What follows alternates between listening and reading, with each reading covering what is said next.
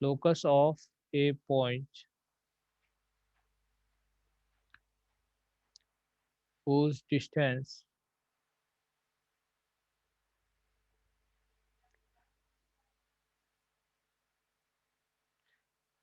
whose length of distance करो, length of tangent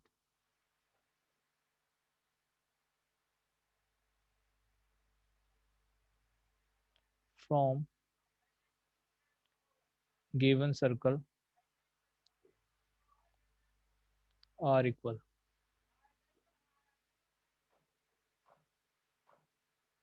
ठीक है, क्या बोला गया है देखो, radical axis of two circle is the locus of a point whose length of tangent from given circle are equal।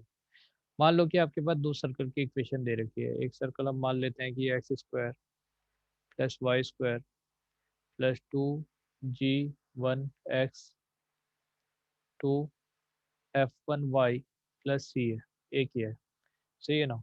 और फिर दूसरा सर्कल है आपका, इतना इक्वल टू जीरो ले लेते हैं, और दूसरा सर्कल है x square Y square plus 2g2x plus 2f2y plus c1। ठीक है, ये दो सर्कल आपको दे रखा है। अब हमने क्या बोला कि अगर आपके पास कोई दो सर्कल दिया हुआ है, जैसे एक सर्कल यहाँ हो गया और दूसरा सर्कल ये हो गया, तो अभी क्या किया हमने, एक पॉइंट लिया मतलब, और वो जो पॉइंट होगा ना वो इस लाइन पे लाई करेगा। यहाँ पे एक लाइन आप परपेंडिकुलर, दोनों सेंटर लो इसका और इन दोनों सेंटर को ज्वाइन कर दो। इन दोनों सेंटर को ज्वाइन करोगे तो आपका परपेंडिकुलर इससे ये जो सेंटर है इस पे हमने एक लाइन ले रखी है, सही है, ये एक लाइन ले रखी है।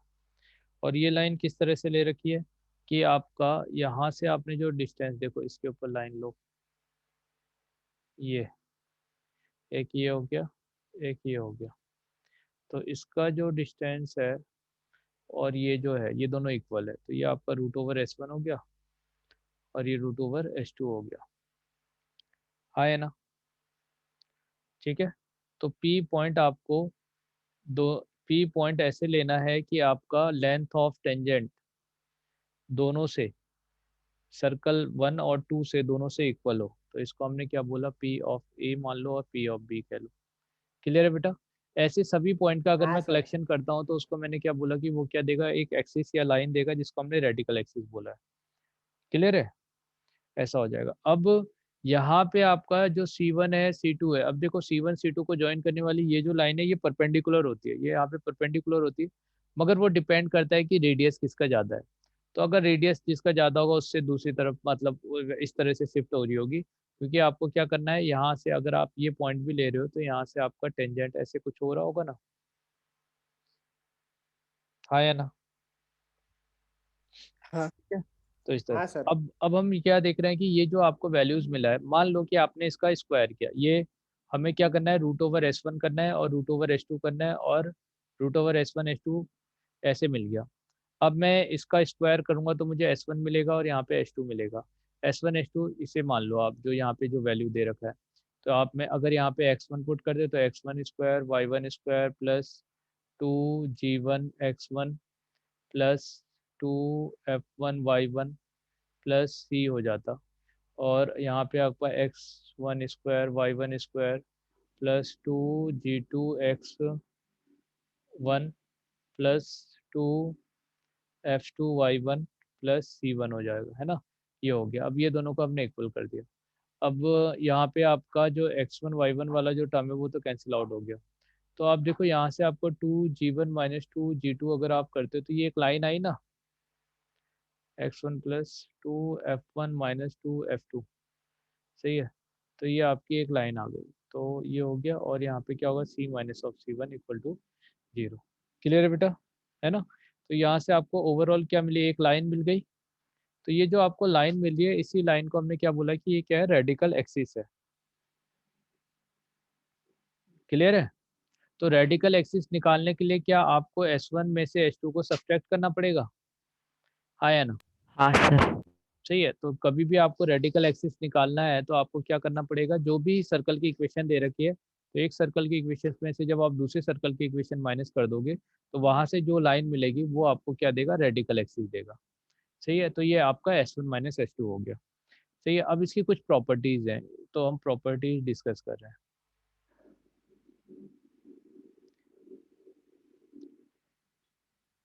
पहले प्रॉपर्टी की बात करते हैं। मान लो आपके पास एक ये सर्कल है और दूसरा ये सर्कल है, और इसके सेंटर को ज्वाइन करने यहाँ पे जो सेंटर के कोऑर्डिनेट होंगे वो हो गया आपका -(g1 -(f1)। ये सेंटर के कोऑर्डिनेट हो गए। यहाँ -(g2 और -(f2) ये कोऑर्डिनेट हो गए। सही है ना, ये हो जाएगा। तो -(g1 -(f1) -(g2 -(f2) ये कोऑर्डिनेट हो गए। और दूसरा यहाँ पे आपका, यहाँ से आप स्लोप देखो, है ना, यहाँ से अगर मैं स्लोप देखता हूँ तो ये स्लोप क्या हो जाएगा, स्लोप इज इक्वल टू, बेटा यहाँ से स्लोप देखो तो minus of coefficient of x, तो g1 -(g2) 2 times divided by f1 -(f2), तो 2 से 2 कैंसिल आउट हो गया। ठीक है, तो ये हो जाएगा -(g1 -(g2) और डिवाइडेड बाय f1 -(f2). ठीक है, अब यहाँ से स्लोप देखो तो मैं यहाँ पे आपका देख रहा हूँ slope of line joining centres. सही है बेटा, तो ये देखो, तो ये आपका क्या हो जाएगा, y2 minus of y2 minus minus of f1 bye minus of g2 minus minus of g1, ऐसा। तो ये हो गया f1 minus of f2 divided by g1 minus of g2। Clear है, सही है। और स्लोप ऑफ रेडिकल एक्सिस,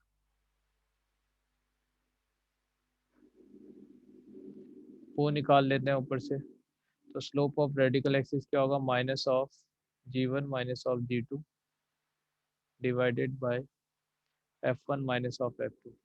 अच्छा, इन दोनों को मल्टीप्लाई करेंगे तो -1 आएगा कि नहीं, हाँ सर। है ना। तो m1 multiply m2 equal to -1, ये हो जाएगा। सही है, तो slope of line joining centres आपका m1 ये हो गया, स्लोप ऑफ रेडिकल एक्सिस यहाँ से m2 हो गया, m1 -m2 इक्वल टू -(1) हो गया। ठीक है, तो ये हो जाएगा। तो ये आपका हो गया कि radical axis and the line joining the centre is always perpendicular to each other, है ना। तो आपका पहला पॉइंट यहाँ से क्या है कि radical axis and line joining the centre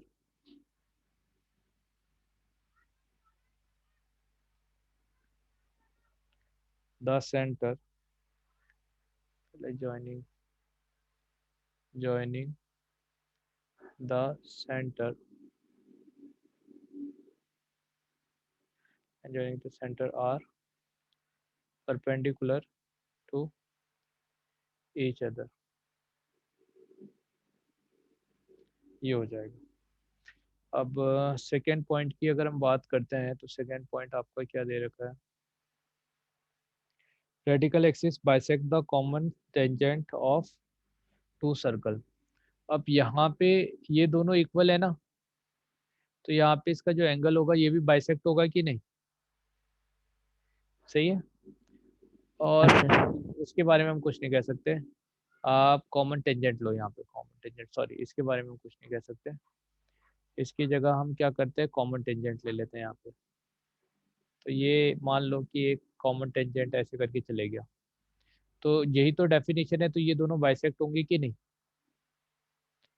है ना। हाँ ठीक है सर। बेटा, दूसरी बात, मान लो आपने यहाँ से कोई टेंजेंट, कॉमन टेंजेंट ड्रॉ किया ऐसे करके, तो रेडिकल एक्सिस इस भी ये ट्रांसवर्स कॉमन टेंजेंट को भी क्या करेगा, बाइसेक्ट करेगा। ठीक है, हाँ सर। तो दूसरा पॉइंट क्या है आपका, radical axis bisect the common tangent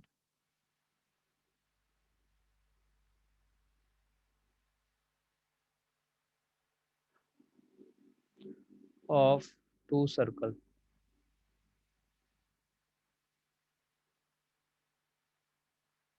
सही है, तो ये हो जाएगा radical axis bisect the common tangent of two circle. Third point,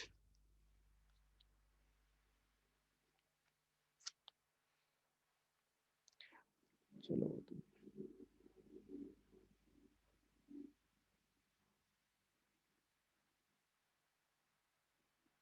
अब क्या है कि रेडिकल एक्सिस की पोजीशन देखते हैं। अगर मान लो दो सर्कल टच कर रहा होगा तो उस केस में टेंजेंट ही रेडिकल एक्सिस होगा। सही है, तो इसका जो कॉमन टेंजेंट है वही क्या है, रेडिकल एक्सिस। और कॉमन टेंजेंट एक ही है। सही है बेटा। अब मान लो एक सर्कल जब दूसरे सर्कल को इंटरसेक्ट करेगी तो इस केस में रेडिकल एक्सिस क्या होगा। तो यहाँ से जो कॉर्ड ऑफ कॉन्टेक्ट जा रहा है, हाँ सर। तो कॉर्ड ऑफ कॉन्टेक्ट ही आपका रेडिकल एक्सिस बन जाएगा।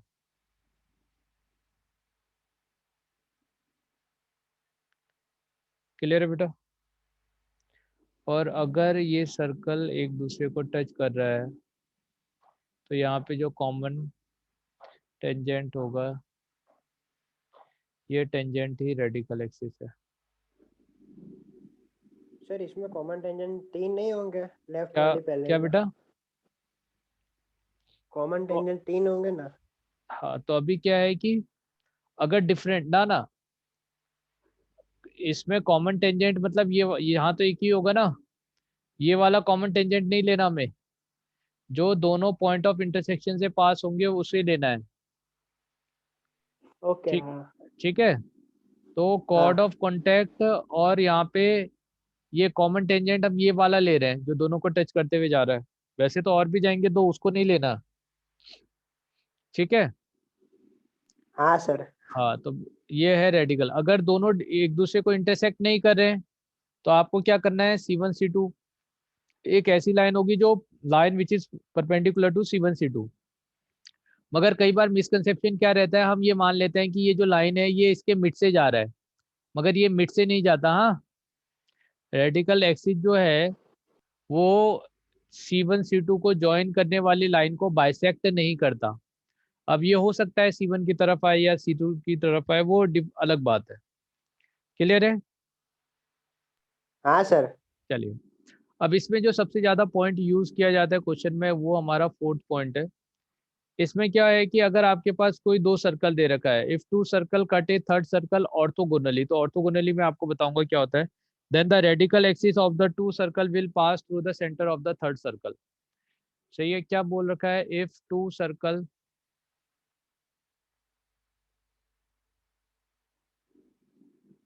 circles cut a third circle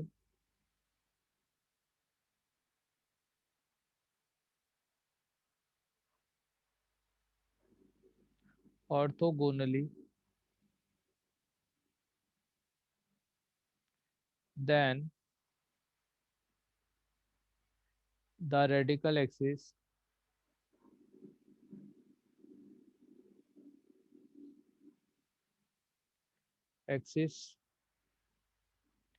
of two circles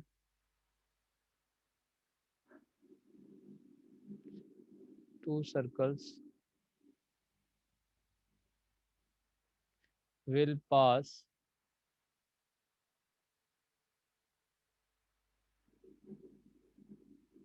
through the center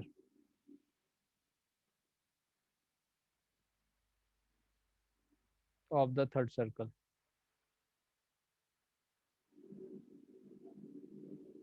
clear है। हाँ सर। या आप ऐसा भी कह सकते हो कि locus of the third circle is a radical axis. आया ना। एक सर्कल है, एक सर्कल को दूसरे सर्कल ने इंटरसेक्ट किया, मतलब ये दोनों orthogonal, two circle cut a third circle orthogonally, मतलब आप एक सर्कल बना लो, ये सर्कल, और एक सर्कल ने इसने इसको ऑर्थोगोनली कट किया। अब क्या होता है ऑर्थोगोनली वो हम बात करेंगे। इसने भी ऑर्थोगोनली कट किया। तो ये जो सर्कल है, इस सर्कल का जो लोकस होगा वो रेडिकल एक्सिस होगा, है ना। ये रेडिकल एक्सिस से पास हो रहा है इसका सेंटर। क्लियर है? क्लियर है बेटा? हाँ सर। चलिए, तो ये हो गया। अब ये तो क्या हो गया कि आपका रेडिकल एक्सिस हो गया। ऑर्थोगोनली क्या होता है इसके बारे में हम बात करेंगे। तो अब हम बात कर रहे हैं, यहाँ पे एक टर्म आता है जिसे हम कहते हैं रेडिकल सेंटर। तो ये रेडिकल सेंटर क्या है इसको देखते हैं। मान लो कि आपके पास 3 सर्कल दे रखे हैं, सही है। एक सर्कल ये हो गया, एक सर्कल ये हो गया, और दूसरा एक सर्कल ये हो गया, सही है। ये 3 सर्कल हमारे पास दे रखे हैं। और फिर हमने क्या किया, यहाँ से तीनों का रेडिकल एक्सिस बनाया। मान लो इसका रेडिकल एक्सिस ऐसे चले गया, सही है। इसका रेडिकल एक्सिस ऐसे चले गया, सही है। और इसका रेडिकल एक्सिस ऐसे चले गया, ये हो गया, ठीक है। क्लियर है बेटा? अब ये जो लाइन आपने ड्रॉ किया है, सही है ना। तो आपका एक, इसको हम S1 कह देते हैं, इसको हम S2 कह देते हैं, और इसको हम S3 कह देते हैं। तो ये वो पॉइंट है जिस पॉइंट से अगर आप इसके ऊपर कोई लेंथ ऑफ टेंजेंट ड्रॉ करोगे, इसके ऊपर लेंथ ऑफ टेंजेंट ड्रॉ करोगे, तो ये दोनों इक्वल होगा कि नहीं? हाँ या ना? हाँ सर। वो तो रेडिकल एक्सिस पे कोई जो पॉइंट होता है उससे तो लेंथ ऑफ टेंजेंट इक्वल होता है ना। तो अगर मैंने यहाँ से ये ड्रॉ कर दिया, तो अब देखो ये वाला रेडिकल एक्सिस है इन दोनों के लिए, तो ये और ये भी इक्वल होगा, है ना। और इसको अगर मैं ज्वाइन कर दूं, तो ये रेडिकल एक्सिस हुआ, तो ये और ये दोनों भी क्या हुआ, इक्वल। इसका मतलब ये वो पॉइंट है जहां से लेंथ ऑफ टेंजेंट तीनों ही सर्कल पे इक्वल आ रहे हैं कि नहीं।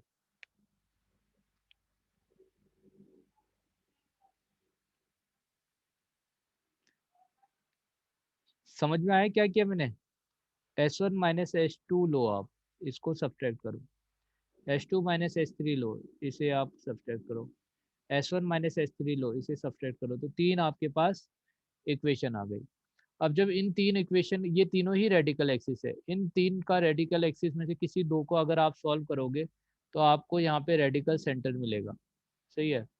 एक रेडिकल सेंटर मिलेगा। अब जो ये रेडिकल सेंटर आ रहा है आपका, सही है, वो रेडिकल सेंटर ये वाला पॉइंट है। ये वो पॉइंट है जहाँ से आपका लेंथ ऑफ टेंजेंट तीनों ही सर्कल पे इक्वल है। तो radical circle is the point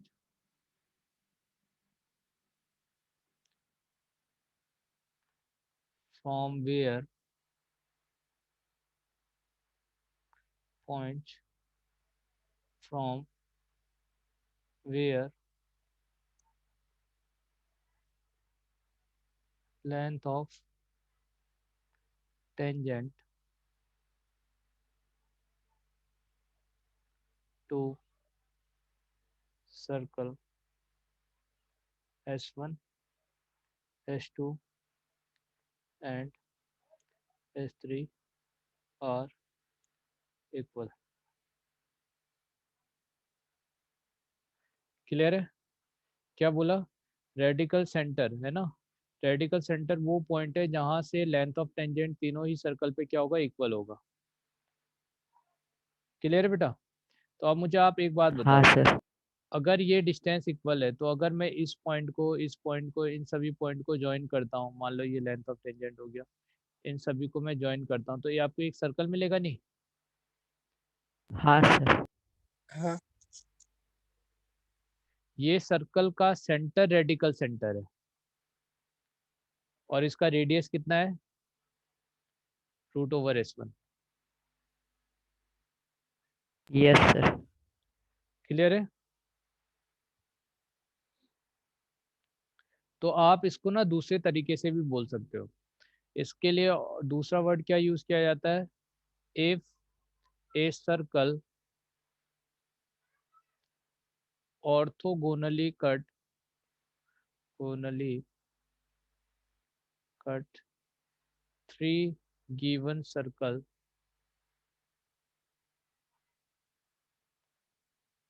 then if a circle orthogonally cut three given circle, then center of the circle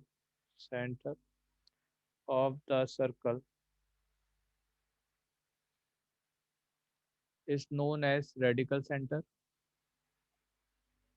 as radical center, and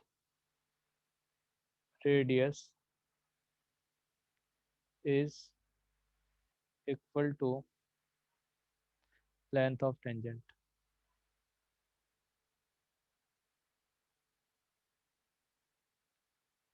आया ना? हाँ सर। तो ये किसके इक्वल हो जाएगा आपका? लेंथ ऑफ टेंजेंट के इक्वल हो जाएगा। अभी समझ में आ गया? Yes sir. रेडिकल सेंटर क्या होता है? ठीक है बेटा, तो अब हम बात कर रहे हैं आपका दूसरा, हम बात कर रहे हैं orthogonal of two circle.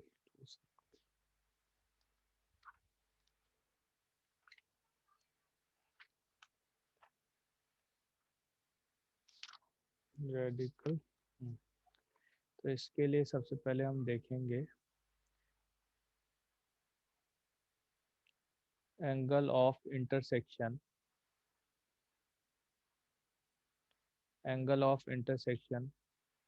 Of two circle. सही बेटा? तो अब हम ये देख रहे हैं एक्चुअली क्या है, जब कोई दो सर्कल आप इंटरसेक्ट करते हो, जैसे मान लो एक सर्कल ये हो गया और फिर आपने एक दूसरा सर्कल ये ले लिया, तो ये दोनों सर्कल हमने इंटरसेक्ट किया, सही है ना? अब जब ये इंटरसेक्ट किया तो इस पॉइंट ऑफ कांटेक्ट पे, सही है ना, यहाँ पे आपका ना डिफरेंट टेंजेंट बन रहा होगा। एक तो टेंजेंट ऐसे आएगा, देखो, सही है, ये हो गया, इस वाले पॉइंट को लेके हम इधर ले लेते हैं, मान लो एक ये हो गया, और दूसरा आपने यहाँ से ले लिया इधर को। तो इसको हम ना थोड़ा से मान लो कि हम ले लेते हैं इस तरह से एक टेंजेंट, ये सही है। तो अभी क्या है, एक तो इन दोनों के बीच का जो एंगल होगा, इस एंगल को बोला हमने angle of intersection of two circle.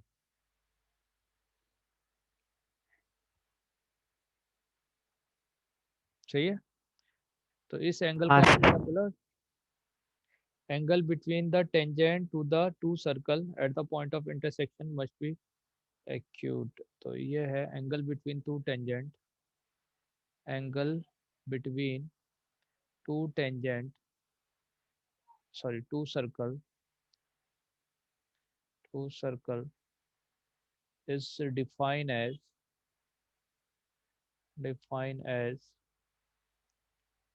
angle between the tangent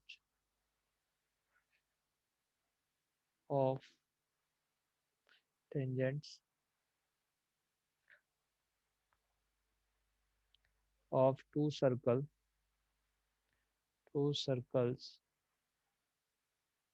at point of contact।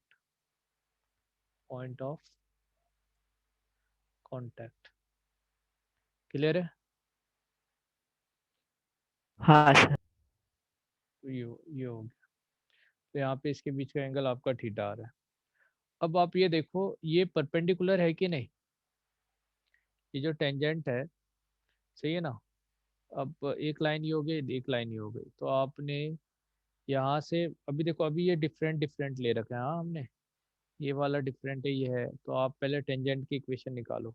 तो टेंजेंट की इक्वेशन के लिए पहले हम देखते हैं कि मान लो कि एक सर्कल आपका एस है, ये S1 बोल लो, इस सर्कल को S2 बोल लेते हैं। तो अगर मैं S1 लिखूंगा तो S1 को मैंने लिख लिया X square plus Y square plus 2gx plus 2fy plus C, एक तो ये ले लिया हमने। सही है। दूसरा सर्कल की इक्वेशन ले ली हमने, x square plus Y square plus 2gx plus 2fy plus c1, और यहाँ पे g1 कर लेते हैं, f1 कर लेते हैं, इक्वल टू 0, ऐसा हो जाएगा। सही है। तो अभी क्या है कि मान लो कि आपका जो पॉइंट ऑफ इंटरसेक्शन है वो आपका x1 y1 है। तो x1 y1 जो पॉइंट है, इस पॉइंट पे हम देख रहे हैं कि s1 इक्वल टू, इसको हम लिखते हैं x x1 plus y y1 plus g times of x plus x1, सही है ना, plus f times of y plus y1, ये होगा प्लस c होगा। एक तो ये हो गया। दूसरा h2 आपने लिया x x1 plus y y1 plus g1 times of x plus x1 plus y, sorry y नहीं, f टाइम्स ऑफ, या f1 times of y plus y1 plus c1 is equal to 0, जैसे ये हो गया है। ठीक है। तो ये हो गया। अभी क्या है कि ये हमने दोनों का टेंजेंट ले लिया। अब दोनों का टेंजेंट लिया तो एंगल, यहाँ पे आप ये देखो, इसमें कोफिशिएंट पहले वाले के लिए जो स्लोप होगा, slope of tangent, slope of tangent, तो स्लोप ऑफ टेंजेंट यहाँ से क्या होगा, equal to minus of coefficient of x. Coefficient of x यहाँ से मिलेगा देखो, तो क्या मैं माइनस ऑफ x1 प्लस जी करूँगा और divided by y1 plus F करूँगा, हाँ या ना, दो है ना, या तो आप इसको हाँ सर। सिंपलीफाई करके लिख लो। हाँ सर। मैंने डायरेक्टली लिख दिया, तो ये हो गया। इसको बोल देते हैं हम f1 स्लोप टेंजेंट का। अब दूसरे का ले लेते हैं स्लोप ऑफ टेंजेंट, सेकेंड वाले का। तो सेकेंड का जब आप स्लोप लोगे तो वो क्या आ जाएगा, सेम इसी तरह से आएगा, मगर x1 तो आएगा, x1 के साथ में आपका g1 आएगा और y1 के साथ में f1 आएगा। ठीक है। तो ये आपका स्लोप हो गया m2। क्लियर है। तो ये स्लोप ऑफ टेंजेंट हो गया आपका m1 का, स्लोप ऑफ टेंजेंट हो गया m2 का। अब इन दोनों के बीच का एंगल हमें डिफाइन करना है, तो इसे हमने tan थीटा से रिप्रेजेंट कर दिया। तो tan theta is equal to, हम क्या कहते हैं, m1 minus of m2 -m2 divided upon by 1 plus 1 m1 plus m2 m1 m2। m2। सही है ना।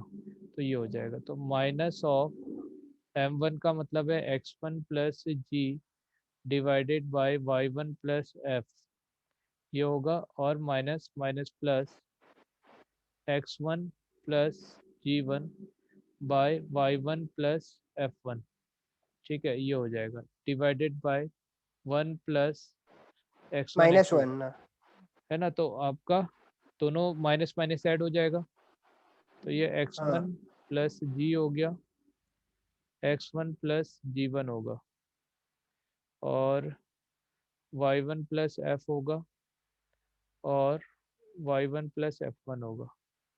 सही है ना, ऐसे हो जाएगा। हाँ सर। अब यहाँ पे जो आपका वैल्यू आया है, इसको हम मल्टीप्लाई कर लेते हैं। तो आप देखो यहाँ पे आपका माइनस, ये x1 प्लस g1 को पहले लिख लो, इसको मल्टीप्लाई करना है y1 प्लस एफ से, और फिर माइनस आएगा, x1 प्लस जी आएगा, इसको मल्टीप्लाई करना है तुम्हारा y1 plus same plus F f1 f1 से, और divide divided by by, y1 plus f। वहाँ अभी हमने कहीं पे, अच्छा y1 क्या है, y1 प्लस नहीं एफ, नहीं सर, बराबर है। हाँ, और y1 y1 f1, plus f1। हाँ और x प्लस x1 प्लस जी, जी, और x1 plus x1 g1। Plus g1। Clear है। तो ये आपका हाँ 10 सर। होगी। तो इस तरह से आप ना, ये तो अभी नंबर है, इस वजह से आपको थोड़ा प्रॉब्लम हो रहा है। इसकी जगह पे अगर, सॉरी, न्यूमेरिकल वैल्यूज अगर दिए होते वेरिएबल के जगह पे, तो आप बड़ी डायरेक्टली निकाल पाते, हाँ कि ना, तो आ हाँ जाता सर। ना उस टाइम पे। अब इसमें क्या है, एक और केसेस आता है जिसको हम कहते हैं ऑर्थोगोनल वाला केस। मतलब ऑर्थोगोनल वाले केस में क्या होगा, सही है, ऑर्थोगोनल, ऑर्थोगोनल वर्ड जहाँ पे भी आता है इसका मतलब होता है परपेंडिकुलर 90। सही है। तो orthogonal intersection of, intersection of two circle या ऑफ सर्कल्स अगर कह दे। ऑर्थोगोनल इंटरसेक्शन का मतलब है कि 90 डिग्री पे दोनों इंटरसेक्ट करेंगे, सही है ना। तो ये हो गया ऑर्थोगोनल इंटरसेक्शन। तो अभी ऐसा होगा तो क्या हो रहा है वो देखते हैं हम पहले एक बार। अगर यहाँ पे 90 का एंगल फॉर्म होता है, मान लो यहाँ पे 90 का एंगल फॉर्म हुआ, इसका मतलब क्या है, ये डिनोमिनेटर ये वाला जो वैल्यू है वो जीरो हो जाएगा कि नहीं, हाँ सर। है ना। तो हम क्या कहेंगे, एक तो y1 प्लस एफ और y1 plus f1 plus is equals to x1 plus minus. G और x1 प्लस g1, ये इक्वल टू जीरो हो जाएगा। ये हो गया। और दूसरी बात, एक और चीज हम क्या देख सकते हैं ऊपर यहाँ ऑर्थोगोनल से, कि अगर आपके पास दो सर्कल दे रखे हैं, मान लो एक सर्कल ये है और दूसरा सर्कल आपने यहाँ बना दिया, तो इस सर्कल को यहाँ पे थोड़ा ले आते हैं, आजा, सर हैंग हो गया।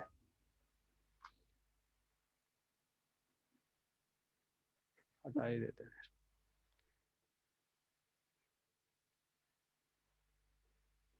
चलो ऐसे ले लें, सही है। तो अभी हाँ क्या सर। है, ये सेंटर हो गया। अब मान लो मैंने क्या किया, या इस सेंटर से अगर इसको ज्वाइन करता हूँ, तो अभी ये रेडियस है, और अगर मैं इस पे एक टेंजेंट ड्रॉ करूँ, तो अब मुझे ये बताओ कि इसके बीच का एंगल 90 है कि नहीं। हाँ सर। तो हम 90। क्या, यहाँ से हम क्या बोले, अगर आपका जो पॉइंट ऑफ इंटरसेक्शन से मैं टेंजेंट ड्रॉ कर रहा हूँ, if tangent is passing through the centres, सही है ना, सेंटर्स ऑफ द सर्कल। तो अगर ये जो आपका कंडीशन दिया है कि यहाँ पे अगर पहला वाला माइनस जी माइनस F1 से पास होता है और दूसरा वाला माइनस G2 F2 से पास होगा, तो मैं कह नहीं सकता हूँ कि यहाँ पे आपका इन दोनों भी टेंजेंट के बीच का जो एंगल होगा वो 90 होगा। हाँ सर। हाँ सर। मगर हमेशा होगा इसको कह सकते हैं क्या, हमेशा नहीं कह नो सकते। सर। हमेशा कैसे कह देंगे, है ना। अब मान लो देखो, क्यों हमेशा नहीं कह सकते हैं, पहले आप समझना। मैंने पहले इस वाली लाइन को ड्रॉ किया और इसके ऊपर टेंजेंट ड्रॉ किया। अब जब मैंने इसको टेंजेंट ड्रॉ किया तो वो टेंजेंट इसके सेंटर से पास हो भी सकता है, नहीं भी हो सकता है, हाँ या ना, ऐसा होगा। हाँ हाँ सर। सर। अगर मैं इसके सेंटर से ज्वाइन कर रहा हूँ तो अब ये मान लो कि ऐसे मान लेते हैं, और दूसरी बात हम इसे ज्वाइन कर लेते हैं। अब मैंने मान लिया कि इसके बीच का जो एंगल है वो थीटा हो गया, सही है ना। तो अभी मुझे तीनों साइड पता है यहाँ से। अब मगर ये क्या है, ये रेडियस वाली साइड है, ये भी रेडियस वाली साइड है, और ये हो गया। तो अभी अभी मैं क्या करूंगा, कॉस थीटा करके एंगल, अभी मुझे ये पता है कि ये R1 होगा, ये डिस्टेंस R2 होगा, और ये वाला डिस्टेंस मैं C1 C2 कह सकता हूँ, C1 C2। तो अभी मैं कॉस थीटा डिफाइन कर सकता हूँ कोसाइन फॉर्मूला। तो कोसाइन फॉर्मूला क्या कहता है आपका, R1 square plus R2 square minus of C1 C2 का होल स्क्वायर डिवाइडेड बाय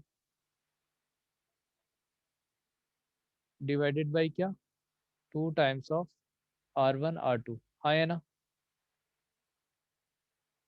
हाँ क्लियर हाँ है। सर। सर। ऐसे भी तो थीटा निकाला जा सकता है ना, कि if three sides of A triangle is given, तो उस केस में भी तो थीटा निकाला जा सकता है। Yes sir. चलिए ठीक है। अब आप ये देखो कि मान लेते हैं कि यहाँ पे आने वाला, ये तो आपका वो हो गया कि नॉर्मल नॉर्मल हमने फॉर्म में क्या किया कि आपका एक लाइन लिया जो रेडियस से ज्वाइन किया इसको, दूसरा लाइन यहाँ से ज्वाइन किया, और मैं ये जानता हूँ कि ये दोनों जो लाइन है इसके बीच का एंगल ऐसा होगा। अब क्या किया कि अगर ये थीटा एंगल 90 हो जाता है, तो उस केस में कॉस ऑफ 90 जीरो हो जाएगा। कॉस 90 जीरो हो गया, इसका मतलब R1 का स्क्वायर R2 का स्क्वायर माइनस C1 C2 का whole square is equal to zero होना चाहिए, हाँ या ना। अब R1 देखो, हाँ सर। R1 का मतलब क्या हो गया, R1 इज इक्वल टू क्या होता है, G square G1 square F1 square minus of C, ऐसा होता है क्या। तो इसकी जगह पे मैं क्या लिख सकता हूँ, G square plus F square minus of C plus G1 square plus F1 square minus of C1, ठीक है, ऐसा हो जाएगा बेटा। अब दूसरे वाले केस में देखते हैं, जब आपका -G1 F1 है, -G2 F2 है, तो आप यहाँ पे क्या कर सकते हो, F1 या minus of F2 minus minus plus F1 का whole square plus minus of G2 और माइनस माइनस प्लस G1 का होल स्क्वायर, ऐसा हो जाएगा। तो यहाँ से क्या होगा, F2 का होल स्क्वायर प्लस F1 का whole square minus of 2 F1 F2 plus G1 का होल स्क्वायर प्लस G2 का whole square minus of 2 G1 G2। ठीक है, ऐसा हो गया। तो अब ये देखो कि आपका या F1 F2 इधर लिया है तो यहाँ पे भी F1 F2 ले लो, है ना, ऐसे मान लो, ऐसे ले लो। तो G1 G2 F1 F2, G1 G2 F1 F2 cancel out हो जाएगा, minus of C plus C1 आया यहाँ पे, और यहाँ पे माइनस कॉमन ले लिया, 2 कॉमन ले लो, तो F1 F2 आएगा प्लस G1 G2 आएगा, हाँ है ना। अच्छा हाँ माइनस सर। कैंसिल आउट कर देते हैं।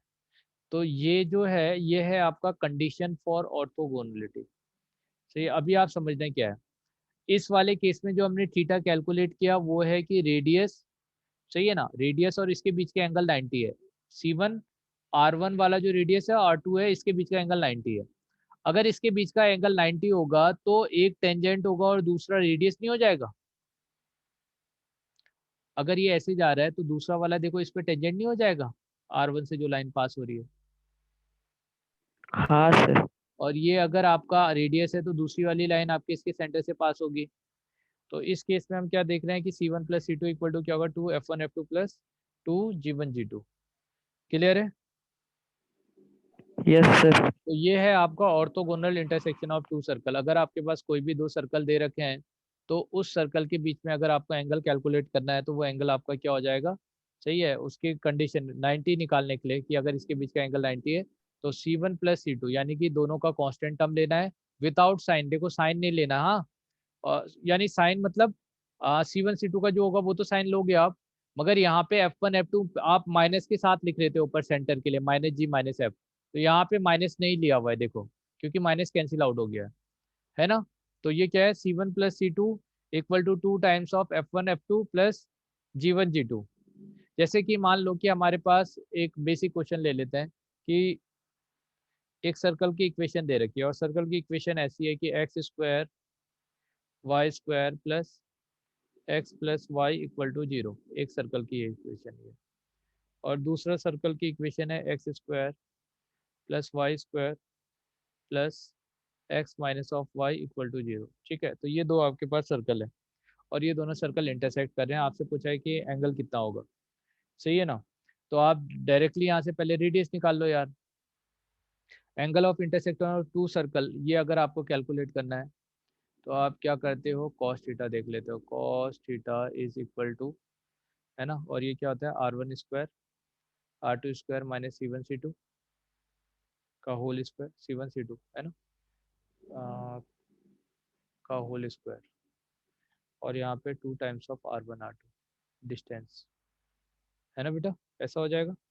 अब यहाँ से अगर रेडियस की बात करें, पहले वाले से सेंटर की बात करें तो ये तो -1 है ना, यहाँ से सेंटर की बात करें तो ये क्या होगा -1 और 1, और रेडियस की बात करें यहाँ से तो पहले वाले से रेडियस क्या हो जाएगा आपका R equal to root over G square root over F square, minus of C तो है ही नहीं, तो ये क्या हो गया 1/√2 हो गया।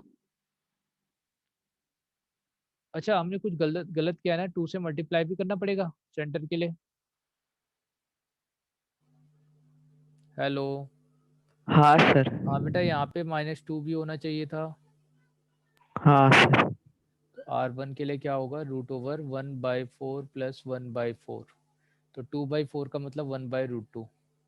R2 स्क्वायर के लिए भी आपका सेम होगा 1/4 प्लस 1/4 यानी कि 1/√2, ऐसे हो जाएगा। तो यहाँ पे 1/√2 का होल स्क्वायर करेंगे 1/2 प्लस 1/2 माइनस सेंटर के बीच का डिस्टेंस अगर आप देखोगे तो वो शायद √2 आ जाए, सेंटर क्या है 1/2 माइनस 1/2 तो 1 आ जाएगा, है ना।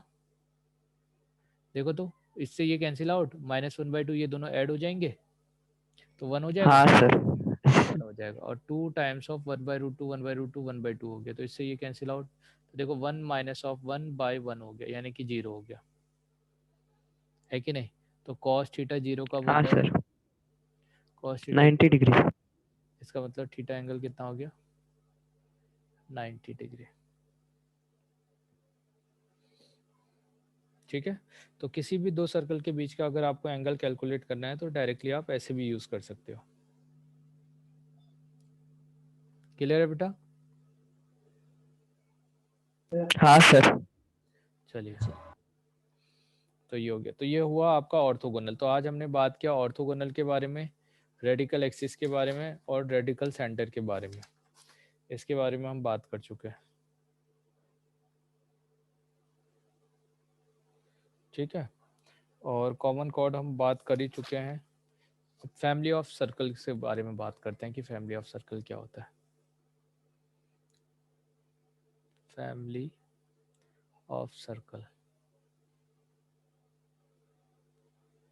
जैसे फैमिली ऑफ लाइन हमने देखा था। मान लो कि आपके पास एक सर्कल है, दूसरे सर्कल ने इसको इंटरसेक्ट किया, तो यहाँ से आपको कितने पॉइंट मिले? कितने पॉइंट मिल रहे हैं? 2 सर। अच्छा, 2 पॉइंट से कितनी सर्कल पास हो सकती है? Infinite infinite. सर्कल, सही है ना। किसी 2 पॉइंट से इनफाइनाइट सर्कल पास हो सकती है। इसीलिए आपका S इक्वल टू लिखा S1 plus lambda times of S2। तो S1 plus lambda times of S2 अगर आप करोगे तो ये आपको फैमिली ऑफ सर्कल देता है। तो यहाँ से क्या है, family of circle, family of circle को ये रिप्रेजेंट करेगा। और family of circles are the circles, are the circles which is passing through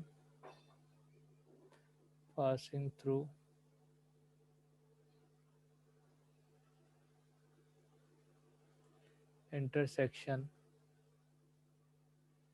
of 2 points। सही है ना। 2 points of circles, given circles।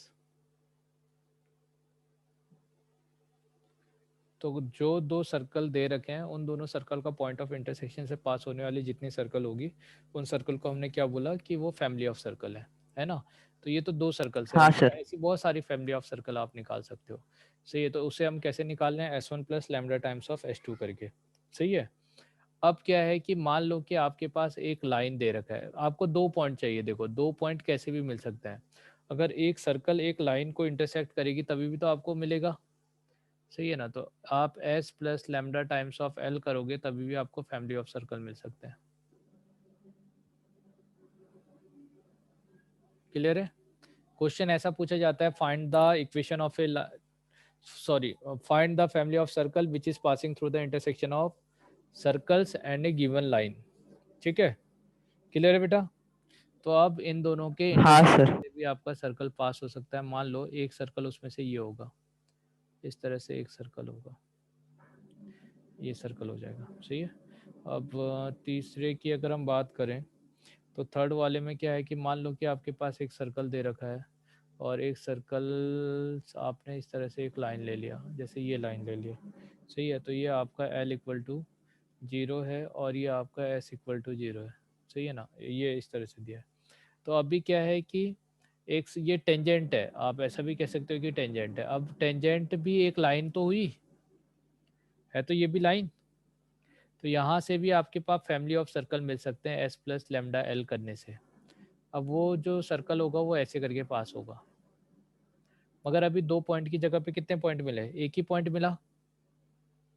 हाँ सर। एक पॉइंट से तो वैसे भी इनफाइनाइट सर्कल पास हो सकते हैं, मगर उसका जो फॉर्मूला होगा वो क्या होगा, S प्लस, देखो सब में लेमडा L, इस तरह से हम ले रहे हैं। क्लियर है। ये आप समझ रहे हो मैं क्या कर रहा हूँ। तो यहाँ पे आपको कई बार क्या होता है, एक पर्टिकुलर पॉइंट ही दिया जाता है x1 y1, तो आपसे पूछा जाता है family of circle, family of circle passing through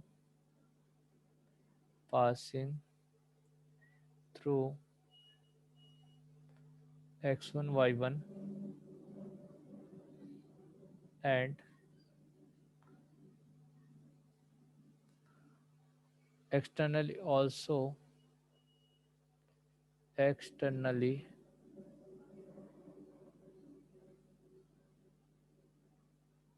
touches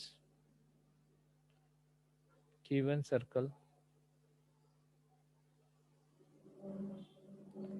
eight x1 y1, सही है ना, x1 y1 पे टच करेगा और आपका उसी पॉइंट पे एक्सटर्नली टच कर रहा है, उससे पास भी हो रहा है। क्लियर है? सही है। Yes sir. मान लो आपके पास ये तो हो गया थर्ड पॉइंट। अगर आपको खाली 2 पॉइंट दे रखा है, ये एक पॉइंट दे दिया x1 y1 और एक पॉइंट दे दिया x2 y2, आप यहाँ से भी फैमिली ऑफ सर्कल निकाल सकते हो। ठीक है, आपको क्या करना है, सबसे पहले ये 2 पॉइंट दिया है तो एक ऐसा सर्कल पास करना है जिसका ये डायमीटर हो, आया ना, और इन्हीं दोनों पॉइंट से पास करने वाली एक लाइन बना देनी है। तो आपको एक सर्कल और एक लाइन मिल गई, एस भी मिल गया, एल भी मिल गया। हाँ देखो सर।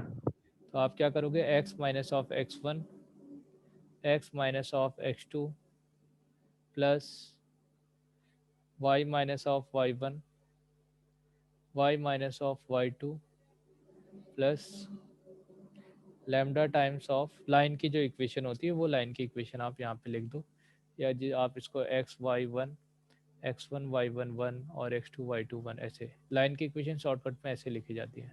ठीक है, आप जब इसको एक्सपेंड करोगे ना आपको लाइन की इक्वेशन मिल जाएगी। क्लियर है बेटा? तो अगर आपके पास 2 पॉइंट दे रखे हैं तभी भी आप फैमिली ऑफ सर्कल निकाल सकते हो।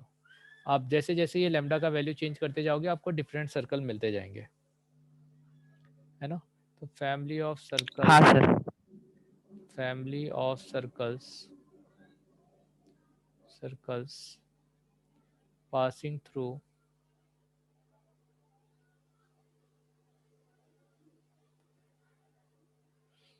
two given points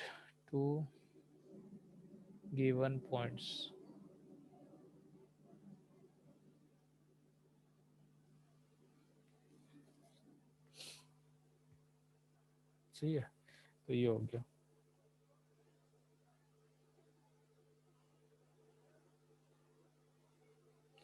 नेक्स्ट हम बात कर रहे हैं कि अगर आपके पास एक ट्रायंगल दे रखा है 4/5, अगर आपके पास एक ट्रायंगल दे रखा है तो इस ट्रायंगल से एक सर्कल पास होता है, हाँ सर। इस सर्कल की इक्वेशन भी आप निकाल सकते हो। मान लो ये L1 है, ये L2 है, ये L3 है, तो आपको क्या करना है, L1 L2 ले लो, lambda times of L2 L3 ले लो, लैम्डा टाइम्स या mu times of L1 L3 ले लो, इक्वल टू 0 कर दो। अब ये करने के बाद आपको एक कंडीशन लगानी पड़ेगी, क्या, कि coefficient of x square must be equal to coefficient of y square. ये कंडीशन लगाने के बाद आपका लैम्डा और म्यू का जो वैल्यू है इसमें एक रिलेशन बनेगा। दूसरा आपको क्या मिलेगा, coefficient of x y must be 0। तो यहाँ से अब देखो दो अननोन है हमारे पास, एक लैम्डा अननोन है, दूसरा म्यू अननोन है। इन दोनों को सॉल्व करने के लिए दो कंडीशन चाहिए, तो एक कंडीशन यहाँ से बनी, एक कंडीशन यहाँ से बनी, तो इन दोनों को सॉल्व करेंगे तो हमें मिल जाएगा, है ना, सर्कल को पास करने के लिए। क्लियर है?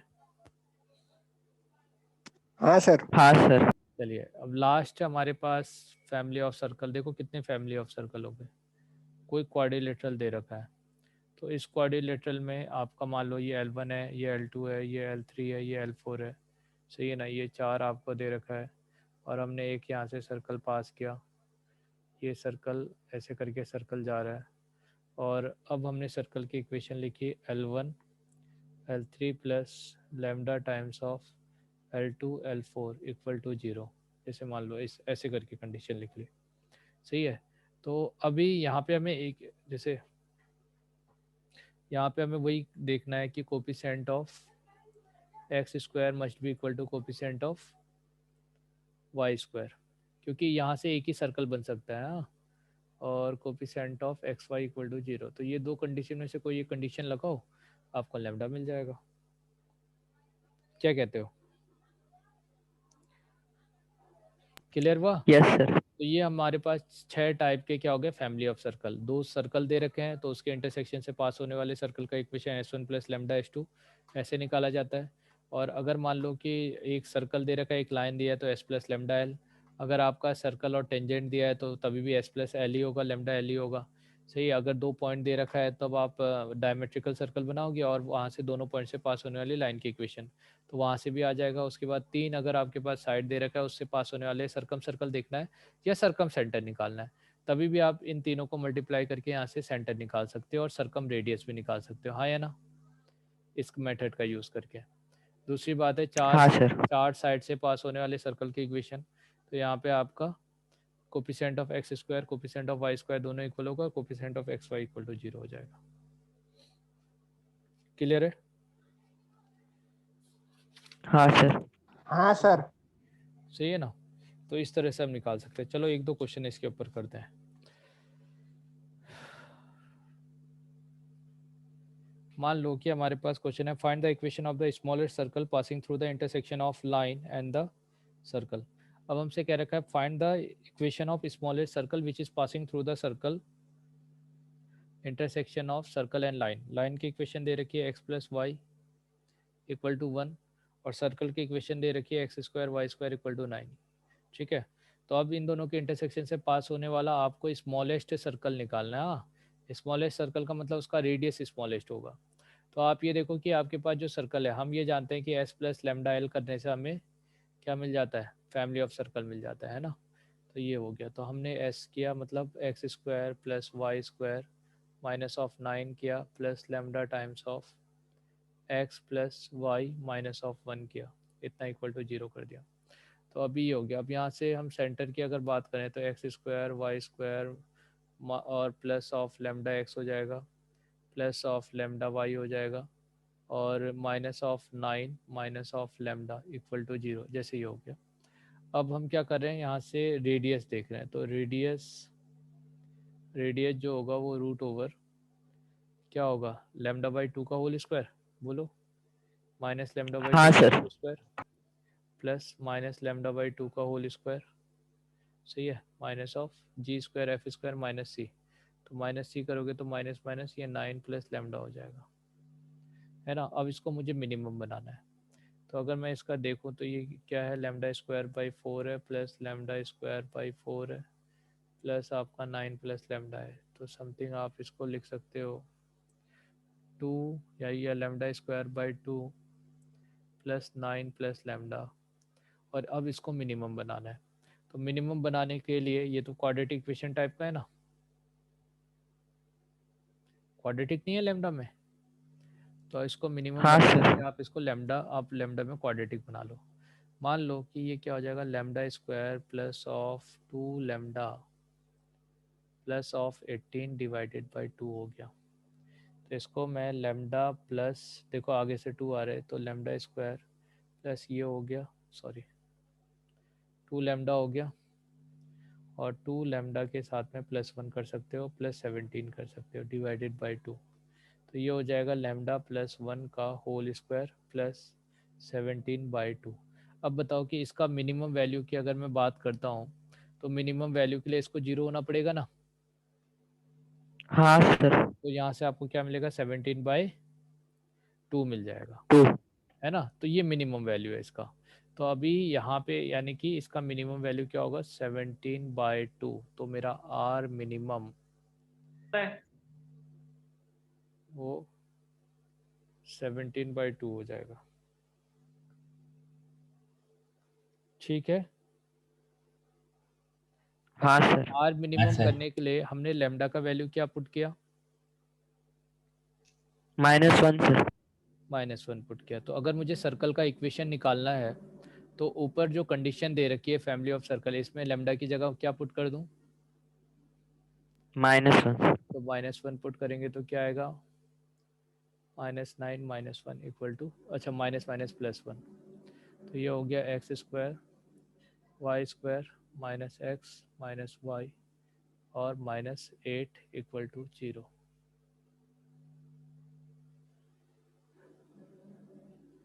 ऐसा होगा। ठीक है, x square Y square minus X minus Y -8 equal to 0। Clear है? Yes sir. चलिए, तो ऐसे ऐसे आपको क्वेश्चंस मिलेंगे यहाँ पे। ठीक है, फिर अभी एक लेक्चर और बचा है इसमें सर्कल में, जिसमें मैं आपको लोकस ऑफ सर्कल के बारे में बताऊंगा।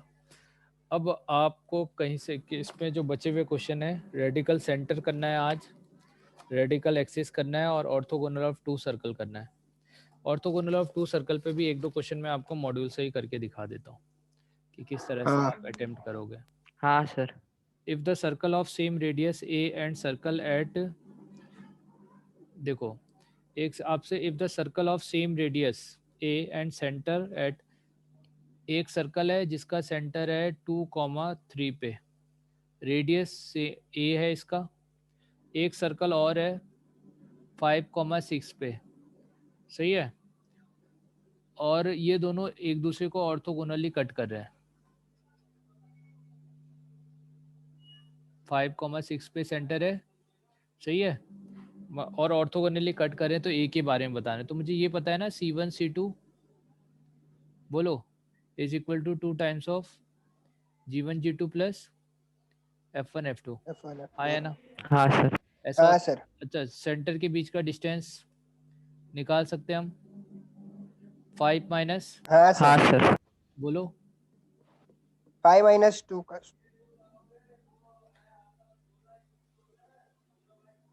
कुछ लिख रहे नहीं अच्छा रहे हो ना C1 सर? C2, और ये हमने गलत लिखा है ना, C1 प्लस C2 था ना, ये तो कांस्टेंट था, हाँ सर। Plus C1। अभी बताओ, ठीक है, तो C प्लस C1 ऐसे कर लेते हैं आप। तो ये 2 टाइम्स हो गया, सेंटर आपका 2 3 है, तो 2 × 5 प्लस हाँ 3 × 6, अब ये C प्लस C1 हो गया, तो ये 2 टाइम्स ऑफ कितना होगा, 10 प्लस 18, तो ये 36 हो गया। 56। अच्छा यहाँ पे देखो तो, C की जगह सर पे ऐसे नहीं लिख 56 सकता नहीं मैं, होगा? क्या 56। 36 ना, 18, अच्छा सॉरी सॉरी सॉरी, 28 हो गया, तो 56। हाँ इसको हम क्या लिख सकते हैं, G² F² प्लस C, ये जो C, अच्छा ये तो ऑलरेडी C है, तो C है तो आप इसको ऐसे लिख सकते हो, देखो तो, G² F² - C is equal to R, R. हो हाँ जाएगा G² + F² - R² equal to, बोलो C होगा। सी। हाँ अच्छा G1² F1² -R² equal to C2, ऐसा होगा। अगर हाँ आप सर। इन दोनों को मैं ऐड कर देता हूँ, तो ये G1² F1² G2² F2² -2 times of R² equal to C plus C1 होगा, या C2, इसका वैल्यू तो हमें दिया यस हुआ है सर। 56, है ना। तो G1² यानी 2 का होल स्क्वायर करेंगे कितना होगा, 4, F1² 9, 5 का स्क्वायर 25, 6 का square 36 -2 times of A² is equal to 56 होना चाहिए, हाँ या ना। Yes sir sir. चलिए, तो अभी 36 + 4 40 हो गया, प्लस इसमें 5 ऐड कर दो, 34 हो जाएगा, -56 इज इक्वल टू 2A², तो 70, ये हो गया 74 में से 56 सब्ट्रैक्ट कर देते हैं, तो ये कितना हो जाएगा, 8, 18, मतलब 3 आंसर आएगा, ए +और -3। तो 18 divided by 2 equal to A², तो 9 आ प्लस जाएगा। माइनस 3। +और -3। हाँ मगर रेडियस नेगेटिव नहीं हो सकता ना, हाँ मतलब हाँ +3। 3। ठीक है, तो रेडियस कितना हो जाएगा, 3 हो जाएगा। क्लियर है, तो मैंने देखो दो कंडीशन लगाई, एक तो ऑर्थोगोनल की कंडीशन लगाई है, दूसरा आपका रेडियस को C के टर्म में देखा है, ठीक है, हाँ सर ठीक है। सही है ना। तो इस तरह से आप करोगे। अब C1 C2 वाला, ये C1 C2 सेंटर का नहीं है, हाँ देखो, एक तो हम C1 C2 सेंटर से लिखते थे, दूसरा ये कांस्टेंट है, तो C और C1 ये दोनों क्या है, आपके कांस्टेंट है जो सर्कल की इक्वेशन में आते हैं। हाँ सर।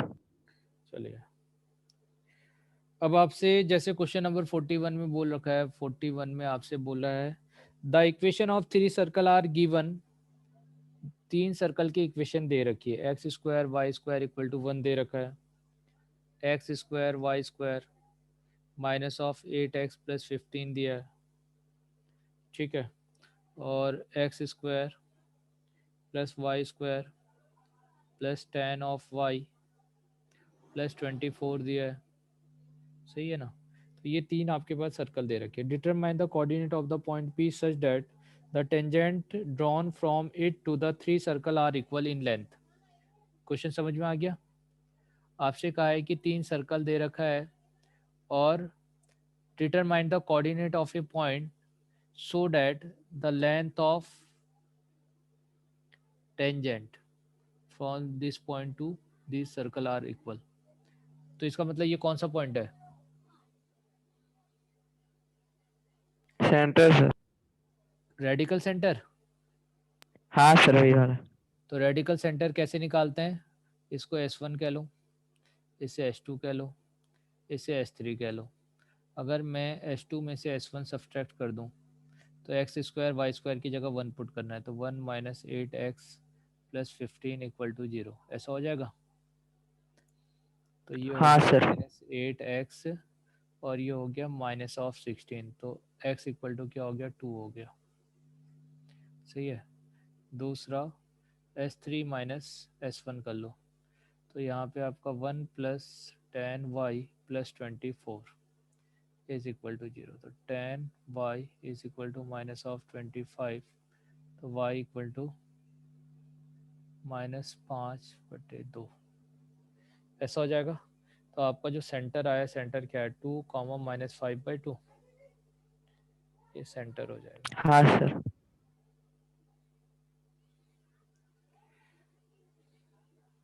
क्लियर है? हाँ सर। तो इस तरह से आपको, अब वही है, बेसिक बेसिक चीज पे क्वेश्चन दे रखे हैं। तो आपका होमवर्क है एक्सरसाइज 1 में क्वेश्चन नंबर 39 से एक्सरसाइज 1 39 से आपको बनाना है 44 तक का एक्सरसाइज 1 में। एक्सरसाइज 2 में आपको बनाना है 32 से 33। फिर एक्सरसाइज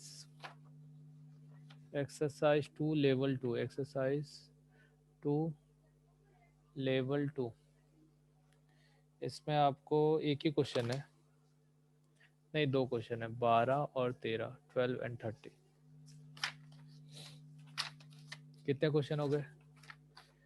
10 क्वेश्चन हो गए। चलो इतना बना लेना आप, 10 क्वेश्चन बनाओ, ज़्यादा लोड मत लो। हाँ सर। सर ये वीडियो अपलोड कर देना। क्या बेटा? अच्छा वीडियो, हाँ। हाँ सर। ठीक है भेज देता हूँ। हाँ सर। पहले तो अभी मैं सीट ये भेज दे रहा हूँ क्वेश्चन।